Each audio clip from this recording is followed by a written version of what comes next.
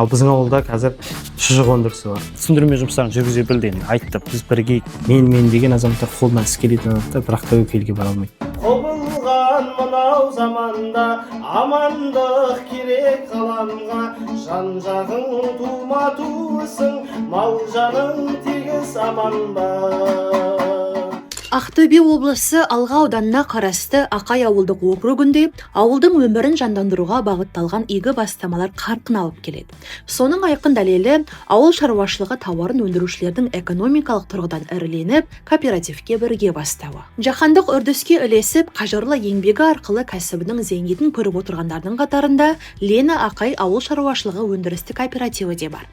Өнім өткізу арналары, логистика және қызмет үйлестіру жүйесін жолға қою барысында қолдау білдірген жергілікті әкімдік бұл кооператив жайлы былай дейді. 2023 жылы осы ауыл аманаттың алғашқы легінің алушылардың бірі, яғни бірінші бағыттары бұл кісілердің құс бағыты және сүт бағыты переработка, яғни қайта өңдеу, сүттен жаңағы өңделетін өнімдерді қайтадан жасап шығарып отырды. Сосын осы жобаның нәтижесін көре отырып 2024 жылы өздері ақылдаса келе осы жаңағы СПК құрамыз деп Лена Ақай атауыменен СПК құрған болатын. 24 жылы сол жылы 29 миллион теңге кредит алып, яғни толық қаражатын игеріп, өнімін өндіріп, 24 жылы 55 бас бұқа бордақылап шықты. Ендігі биылғы жоспарына келетін болсақ, бұл кісілердің қайтадан осы өзінің жаңағыдай резервте тұрған малы бар, және тағы да қайта сатып алу жұмыстарын жасайды. Тағы да жаңағы бордақымен айналысады, яғни 25 жылы 26 қысқа қарай. Әкімнің айтуынша, саусақ бірікпей иненің ілікпесін кооператив құрылтайшысы бұрыннан аңдаған. Жұмыла еңбек етсек, тірлігіміз өнеді дегенді ауыл азаматтарына талай мәрте түсіндірмекте болған екен.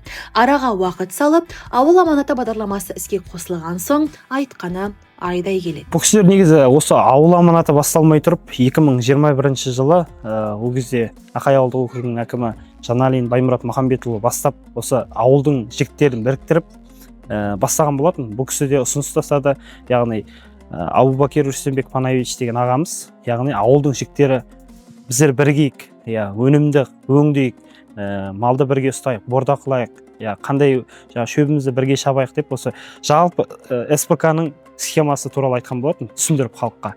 21 жылы бастады, бірақ енді ол кезде бастамасы қолдау таппады, бірақ халыққа көп жаңағыдай түсіндірме жұмыстарын жүргізе білді, айтты, біз біргейік, осылай ертең несін көреміз, пайдасын көреміз деп. Оменен ол жылы болмады да, кейіннен ауыл аманаты шықты, манағы айтқанындай өзі проект алып бастап кетті. Сонымен қазір енді осы жемісін көріп отыр осы ағаларымыз. Бастамашылардың тәжірибесі көпке жігер сыйлап, ұжымдық шаруашылыққа бірігуге ынталандырған. Нәтижесінде өңірде жыл сайын табысты жобалар саны артып келеді. 23 жылы 6 проект, 8 отбасы, 24 жылы 8 проект қолдау тапты ауылдан, яғни осы ауылдың тұрғындары тапсырып. Содан кейін қазір міне 25 жылғы нәтижеге көретін болсақ, 25 жылы яғни сұраныс көп, себебі бізде айналысайық, менің үйім бар еді, ол жарай ма, осындай бағытта айналысым келеді деген сияқты сұраныстар өте көп қазір. Аманат партиясының ауыл аманаты жобасы ауыл халқы үшін іздегенге сұраған болды.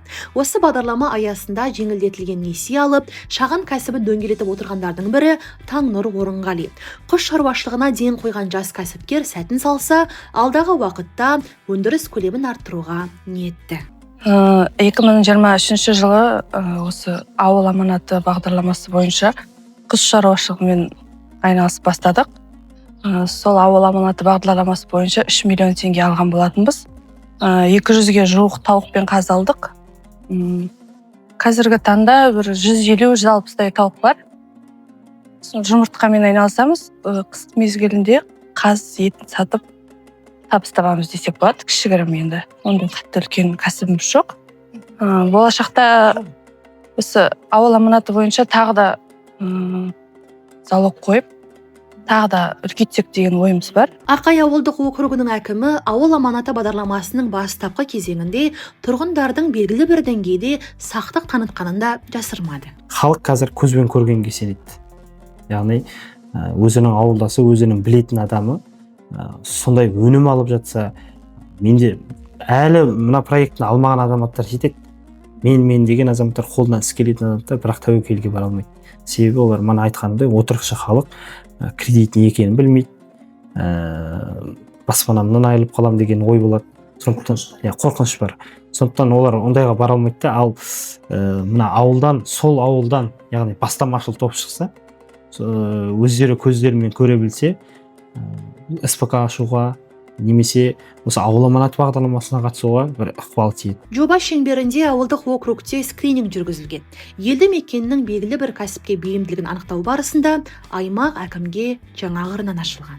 Ең қызығы, ал біздің ауылда қазір шұжық өндірісі бар. Өмірде болмаған ауылдық округте шұжық өндірісі, яғни таза еттен жасалатын шұжық өндірісі.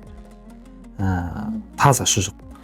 Сосын мына ірімшік дейміз, сиыр шығарады. Мына кәдімгі мейрамханаларда қойылып жүрген сиырларды шығарады. Кәдімгідей тапсырыс қабылдайды. Осы ауыл аманатының арқасы. Екінші тағы бір жеке кәсіпкеріміз бар. Ол құрттың түр-түрін жасайды. Қазір қандай құрттың түрі бар? Ол жаңағы пішінде емес мәселе, дәмінде. Жаңағы майлы құрт, сары құрт, қатқан құрт, тұзды құрт деген секілді құрттың түр-түрін шығарады. Яғни осы ауыл аманатымен ана кісі өзіне станок алды. Сосын сүт өнімдерін шығарады, бірнеше сүт өнімдері. Оның ішіне енді осы жақында сөйлескен ол кісімен. Бір ауыл бір өнім көрмесіне қатысқалы отыр. Аудандық неден байқаудан өтті. Енді облысқа барады. Ол кісі енді мына чечил шығарсам деп отыр. Апам сүттен жасалатын.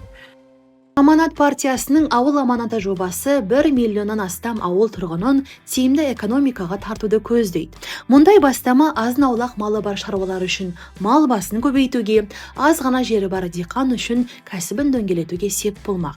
Бұл ауыл халқының тұрмыс сапасын арттырудың нақты тетігі.